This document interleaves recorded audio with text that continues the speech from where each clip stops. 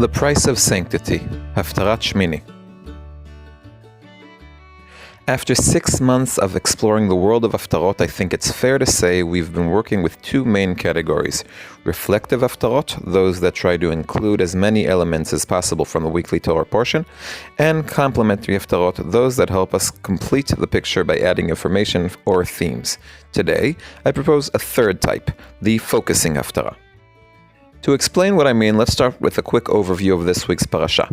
If we're talking quantity, it mostly discusses kashrut, then moves into a brief but intense account of the inauguration of the Mishkan, the dedication, prohibitions against drunk kohanim, laws of korban consumption, and so on, and then, just 7 short verses, the death of Nadav and Avihu.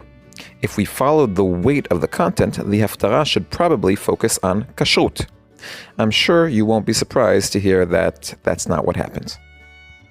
The Haftarah begins by wrapping up the topic that came just before it in the book of Shmuel, the strengthening of David's army, but quickly shifts to the story of bringing the Ark of the Covenant from the house of Avinadav and Giva. Unfortunately, the Ark doesn't make it to its destination. When the oxen reach Goren Nachon, Uzzah, son of Avinadav, reaches out to steady the Ark and is struck dead. Angered, David names the place Peretz Uzzah, and then the Ark stops for 3 months in the house of Oved Edom Hagiti. When David hears that Oved Edom is blessed by Hashem, he realizes he can resume the journey. David dances and leaps with joy, but Michal, Shaul's daughter, looks down on him, leading to a harsh exchange between them, and to her becoming barren. Ashkenazi communities continue the Haftarah with David's desire to build a permanent home for the Ark of Hashem, and Hashem's response that his son will be the one to do it and not David himself. As a narrative in its own right, the Haftarah offers plenty of focal points. What's the connection between the strengthening of the army and moving the Ark? Why is there so little mention of the final destination? Where are the Kohanim? Why is Michal so bothered?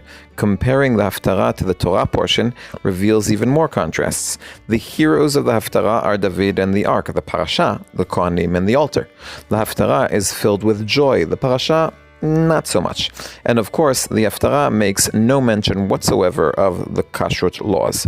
So we return to our starting point. The Haftarah seems designed to focus us on a brief yet dramatic scene in the Torah portion, the death of Aharon's son. At this point, the interpretive approach is split into 2 camps. One approach sees both stories of Nadav and Avihu and Uzzah as tales of sin and punishment. Commentators in this school search for what the characters did wrong.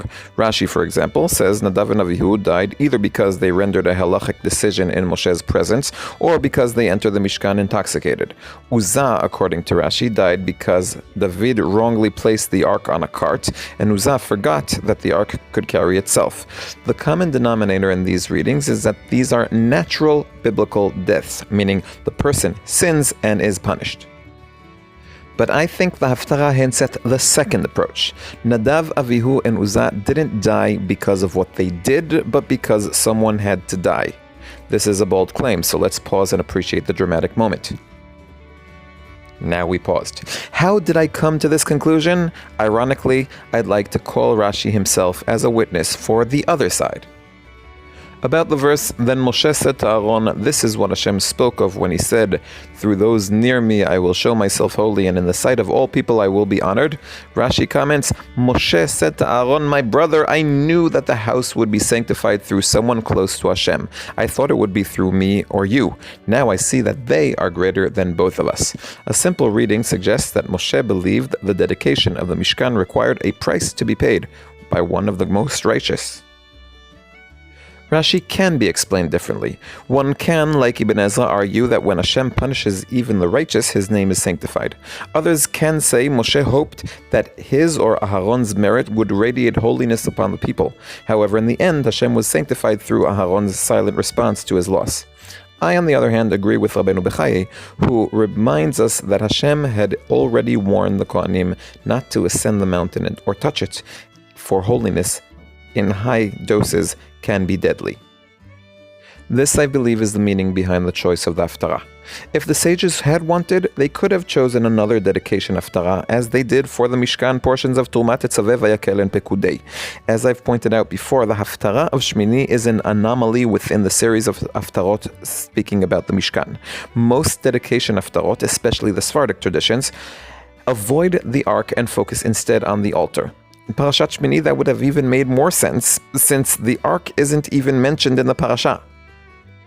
To me, the Haftarah about Uzzah's death conveys a different message. The return of the ark is a powerful, joyful, leaping, dancing moment. So too, the dedication of the Kohanim in Parasha is a moment of praise. Holiness is surrounded by joy, celebration, and deep love. Yes, Hashem itbarach tamid ohev oti, Hashem always loves us, but holiness is also awe-inspiring. It can be terrifying. It carries a price. May we merit to reap the fruit we've already paid very dearly. In memory of my beloved and heroic student Amichai Shimon ben Ishai and Bat Yarubin Hashem Yikom Damo, Dovi Holtz, one who loves Tanakh.